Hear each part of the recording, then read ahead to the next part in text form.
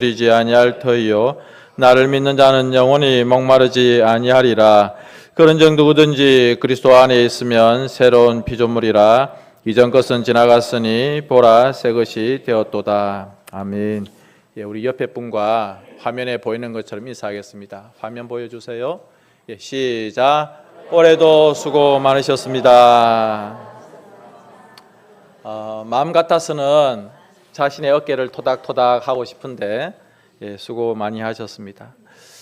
저도 저 자신에게 김 목사 수고 많았다 그렇게 칭찬해 주고 싶습니다. 자료를 보니까 올해 제가 우리 성도님들 가정을 신방하고 했던 게 175번이었습니다. 안 놀리시네요, 그죠? 더 많이 해야 되죠. 다시 하겠습니다. 올해 제가 신방한 숫자가 175번이었습니다. 아니 박수 칠 일은 아니죠. 박수 칠 일은 아니죠. 그냥 오 해주면 되는데. 기쁜 일 신방할 때도 있고 또 슬프고 아플 때, 또 외로울 때, 문제가 있을 때 신방한 것도 있고 또 여러분들은 여러분들대로 직장과 일터에서 수고하셨고 땀 흘리셨고 또 우리 학생들은 공부하느라 애썼고 또 우리 엄마 아빠들은 자식들 키우고 또 멀리 떠나 있는 자녀들 소식 때문에 마음이 불안불안하기도 하고 또 그렇게 1년이 지나갔습니다. 정말 수고 많이 하셨고 그 시간들 가운데 우리를 지켜주시고 보호해 주신 우리 하나님께 참으로 감사를 드립니다. 유교 사상이 아주 철두철미한 그런 중국인이 있었습니다. 이 사람이 어느 날 선교사님을 통해서 복음을 전해 듣게 되어서 이 중국 사람이 마음의 문을 열고 예수님을 믿게 되었습니다. 선교사님이 굉장히 좀 궁금했습니다.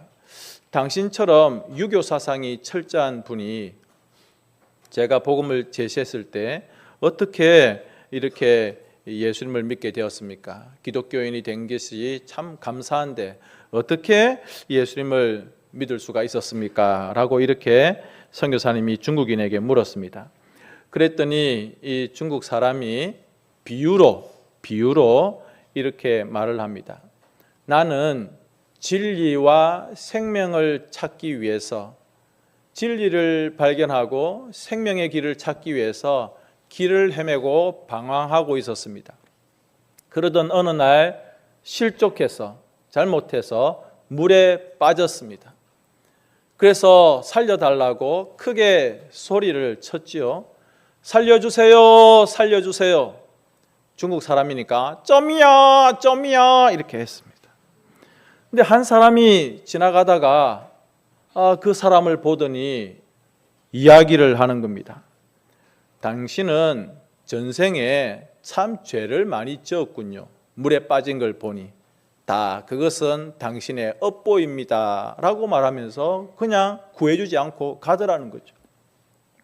또 이 중국 사람이 힘을 다해서 살려주세요, 살려주세요 라고 소리를 쳤습니다. 그런데 또 어떤 한 사람이 지나가는 거죠. 물에 빠져 있는 자신을 보면서 그 사람이 이렇게 이야기를 하는 겁니다. 아유, 이 사람아, 그러기에 조심하지. 다시는 실수하지 말도록 오늘을 거울 삼아서 다시는 실수하고 물에 빠지지 말게. 그렇게 말하면서 가더라는 거죠. 마지막으로 다시 힘을 내어서 살려주세요, 살려주세요 할 때에 어떤 사람이 그 빠져있는 사람을 발견하더니 이 말 저 말 없이 바로 뛰어들어서 그 사람의 손을 잡고 그 사람을 물 밖으로 끄집어 내더라라고 하는 것입니다. 그때 이 사람이 깨달았다는 거죠. 첫 번째 지나갔던 사람은 석가모니, 당신의 업보입니다. 업보라고 말했던 사람은 석가모니고, 두 번째 지나가던 사람, 당신은 실수를 했으니까 이번 실수를 거울 삼아서 다시는 실수하지 말게 말했던 사람은 공자입니다. 가만히 생각해 보니 이 말 저 말 없이 바로 물에 뛰어들어서 나의 손을 잡고 나를 물 밖으로 살려주신 분은 예수님입니다. 그래서 그것을 깨닫고 내가 예수님을 믿고 그분을 영접했습니다 라고 이야기를 했다는 거죠. 성탄절이 지났다고 해서 우리가 크리스마스를 성탄을 그냥 잊어버리면 안 될 것 같습니다. 오늘 저는 여러분들과 함께 첫 번째로 임마누엘의 날 성탄절을 말씀드리고 싶습니다. 여러분, 하나님께서 우리와 함께 계시기 위해서 오신 날이 성탄절이라고 저는 말씀을 드리고 싶습니다. 우리 모두가 성탄절을 많이 기다리죠. 또 그 성탄절에 크리스마스에 눈이 온다면 더 좋고, 사랑하는 짝지와 애인과 함께 선물을 주고 받으면서 그렇게 길을 걸어 다니면 더 좋겠다. 또 어떤 분들은 나는 그런 것도 소용없고 그저 하루 쉴 수 있으니까, 공휴일이니까 좋다, 그래서 기다려진다, 그렇게 말하는 사람들도 있습니다. 그러나 성탄절의 참된 주인공, 우리는 루돌프나 혹은 산타 할아버지를 크리스마스의 주인공으로 생각하지를 않습니다. 성탄절의 주인공은 예수님이십니다. 그 예수님이 이 땅에 오셔서 마치 제가 처음에 말씀드린 것처럼 물속에 빠져있는, 죄악과 죽음 가운데 빠져있는 우리를 건져주시고 구원해 주신 그 날이 성탄절이다. 그리고 그분은 우리와 함께 계시는 분이다 라고 하는 것입니다. 그래서 여러분, 12월 달 이제 거의 이 한 해가 다 맞춰져 가지만 이 시간들 가운데 우리가 좀 살펴보고 점검해야 될 것이 있는데, 무슨 신앙을 점검해야 되냐면, 따라서 하겠습니다. 임마누엘 신앙. 성경에서 가장 위대한 약속을 제가 말씀을 드렸습니다.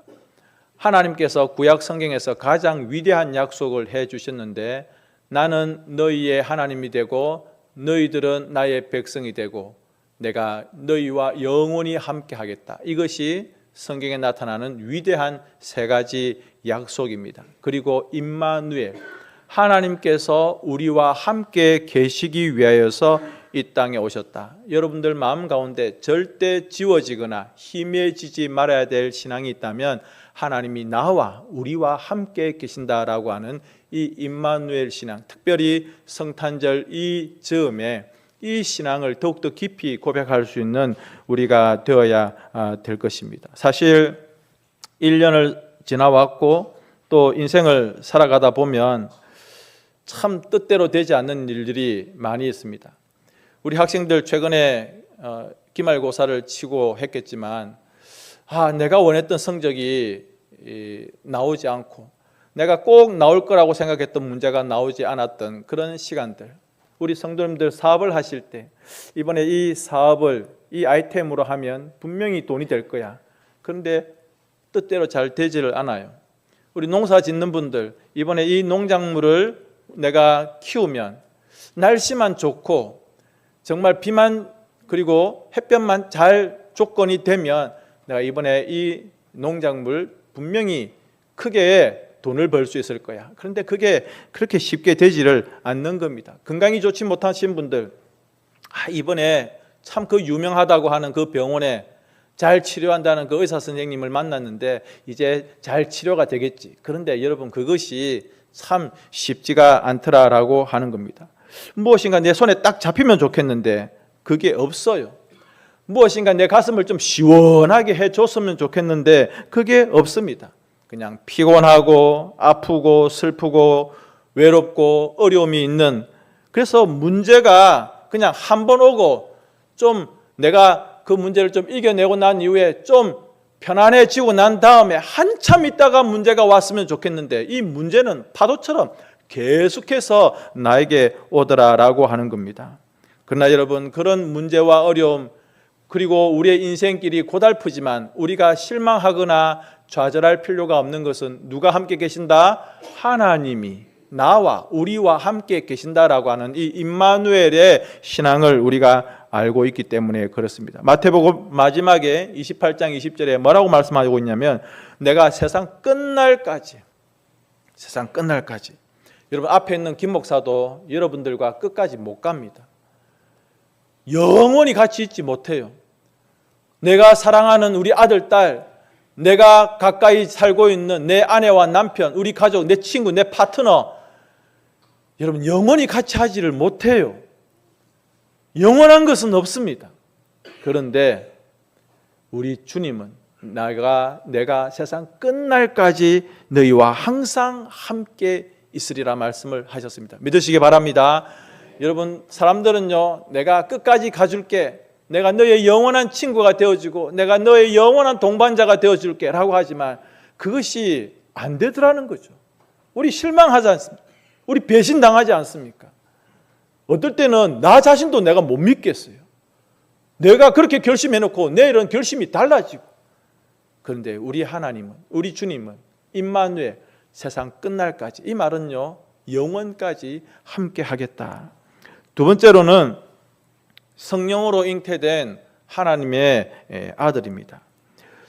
성경은 우리에게 분명히 예수님께서 동정녀, 그러니까 우리가 보통 알고 있는 이런 남녀의 부부 관계를 통해서 태어나는 그런 아이가 아니라 성령으로 잉태된 동정녀의 몸에서 나신다, 그렇게 말씀을 하고 있습니다.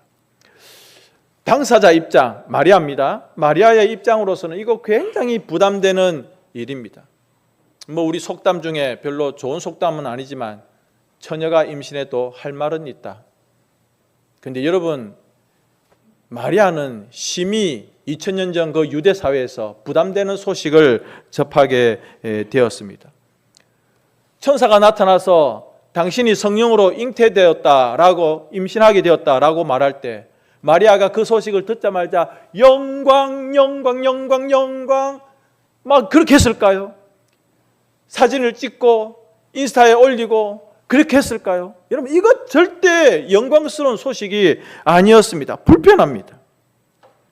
처녀가 잉태되었다는 것, 이 사실 하나만으로 그는 심하게 고민을 했을 것입니다. 그런데 성경에 보니까 마리아가 어떻게 고백합니까? 말씀대로 내게 이루어지이다. 여러분, 놀라운 고백 아닙니까?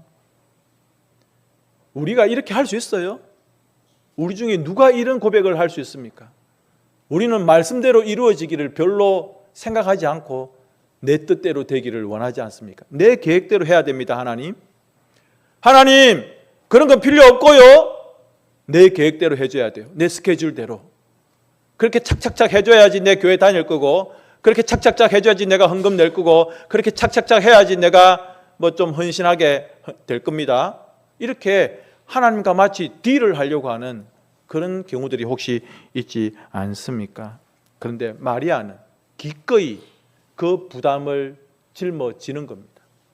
여자의 몸으로, 처녀의 몸으로 임신이 된 그 사실에 대하여서 부담을 지려고 하는.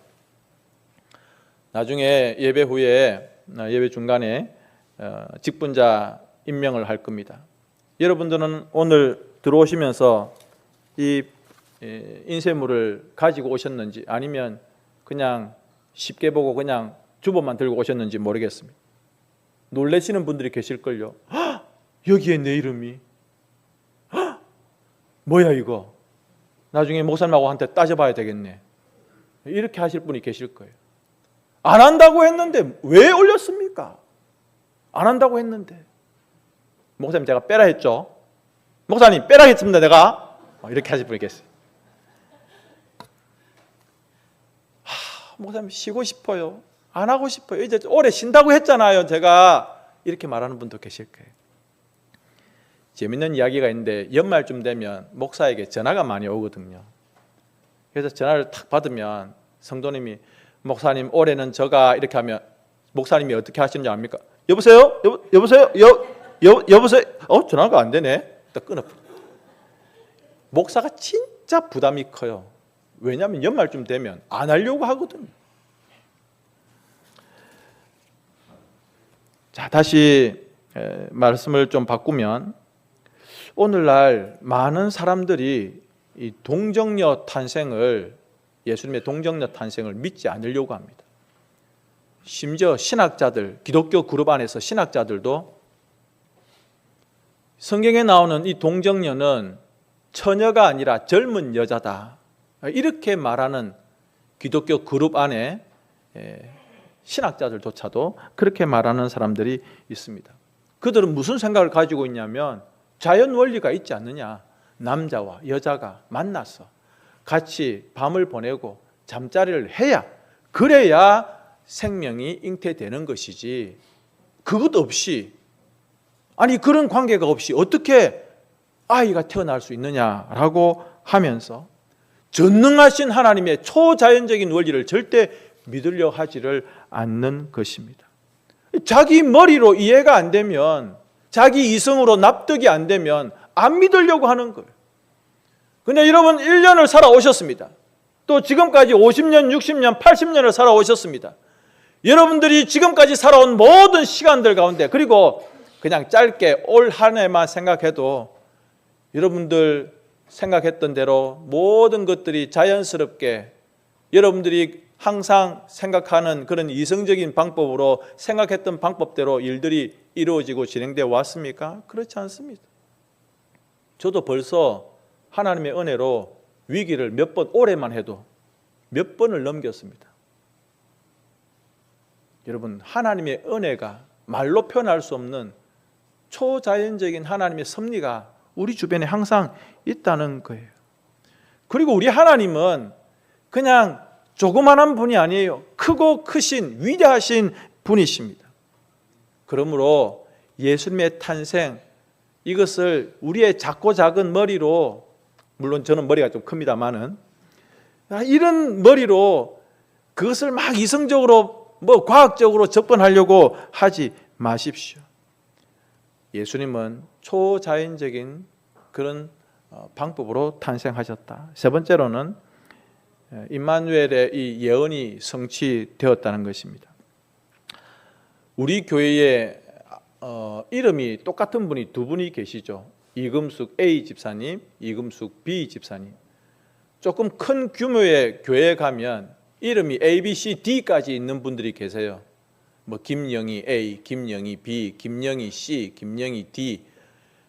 여러분, 이름이 흔한 이름입니다. 나쁜 이름이 아니고, 그런데 예수라고 하는 이름도 굉장히 그 당시에 흔한 이름이었습니다. 왜냐하면 예수의 이름은 구약 성경의 여호수아, 구원하다라는 이름과 똑같은 이름이고 헬라어 표현입니다. 어떻게 보면 평범한 이름, 그래서 예수라 하라라고 할 때 평범한 삶을 살 것 같습니다. 그런데 이 예수님은 평범한 백성들의 그 삶에, 그리고 평범한 백성들의 그 고난의 삶, 2000년 전뿐만 아니라 오늘날도 우리는 평범하게 살아가지만 고난을 가지고, 어려움을 가지고 살아갑니다. 그런데 우리 예수님은 그 평범한 그리고 고난의 삶을 살아가는 우리 인생들 가운데, 한가운데 들어오셔서 내가 너희와 항상 영원히 함께 하겠다라고 하십니다. 그리고 그냥 함께 하겠다는 것이 아니라 우리가 겪고 있는 이 고난의 원인이 뭡니까? 죄, 죽음, 사망. 이 죄의 문제, 죽음의 문제를 벗어날 수 없는 우리들에게 그 문제를 해결해 주시기 위해서 우리의 인생 고난의 한 가운데로 오셨다는 것입니다. 그래서 우리는 그 이름, 예수라고 하는 이름에 소망을 가질 수 있고 그 이름을 우리가 굳게 붙잡을 수가 있다는 것입니다. 우리 학생 여러분, 여러분들 혹시 어린 아이 때에 이가 흔들리는 경험을 해보셨습니까? 참 아프고 힘들고 빨리 뽑고 싶은데 겁이 나죠. 여러분, 이가 흔들리는 것, 뭐가 튼튼하지 못해서, 물론 이를 갈려고 하는 것이기 때문에 그렇지만 잇몸이 약하기 때문에 그렇죠. 우리는 썩은 이처럼, 또 뿌리가 약한 이처럼 흔들리지 말아야 됩니다. 어디 위에 굳게 서야 됩니까? 말씀 위에, 그리고 예수님의 이름 위에 굳게 서야 되는 것입니다. 그래야 시련이 오고 어려움이 와도 흔들리고 넘어지지를 않는 것입니다. 그렇게 할 수 있는 것은 세상에서 가장 아름다운 이름 예수의 이름을 붙잡을 때 우리는 흔들리지 아니하고 넘어지지 아니할 수 있습니다. 이 고난과 어려움이 많은 세상 가운데에서 이 시간 저를 한번 따라서 해 주시기 바랍니다. 나는 혼자가 아닙니다. 여러분 혹시 나는 너무 외로워? 여러분 외롭지 않습니다. 누가 함께 계십니까? 하나님이, 우리 예수님이 함께 하십니다. 나는 고독해요. 여러분 우리는 고독하지 않습니다. 주님이 함께 해 주십니다. 어떤 분은 고독을 즐기는 분들도 계시죠. 가만히 아무도 나에게 오지 마세요. 나는 좀 나만의 혼자만의 시간을 가지고 싶어. 근데 사실은요 혼자가 아니에요. 주님이 함께 계시는 것입니다.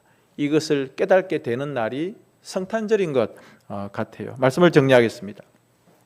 내가 어디에 있든지 학교에서 공부할 때 내 책상 바로 옆에 계시는 주님, 추운 겨울날 찬바람을 맞으면서 현장에서 육체 노동을 하는 그 자리에도 함께 계시는 주님, 내가 진짜 아프고 힘들어서 병원에 누워있는 그 자리에도 함께 계시는 주님, 어쩔 때는 백엔잎에 눈물을 뚜둑뚜둑 흘리면서 마음 아파할 때도 내 옆에 계셔서 나를 지켜보고 계시는 주님, 참 좋으신 주님, 그분은 우리와 함께 계시는 임마누엘. 그래서 여러분 우리는 그분의 그 은혜 가운데 만족하며 살아갈 수가 있는 것입니다. 마지막으로 한 번 더 따라해 주시겠습니까? 그리스도인의 맛, 그리스도인의 멋, 그리스도인의 행복. 예, 맛과 멋과 행복이 어디에 있습니까? 나와 함께 하시는 임마누엘 예수의 이름에 있음을 믿으시기 바랍니다. 우리 다 같이 한번 소리내어서 기도하겠습니다. 나와 함께 하시는 임마누엘의 주님, 나와 영원히 함께 하시겠다고 하신 그 주님 감사합니다. 1년을 지나올 수 있도록, 그리고 은혜롭게 송구영신하고 새롭게 다가오는 2026년도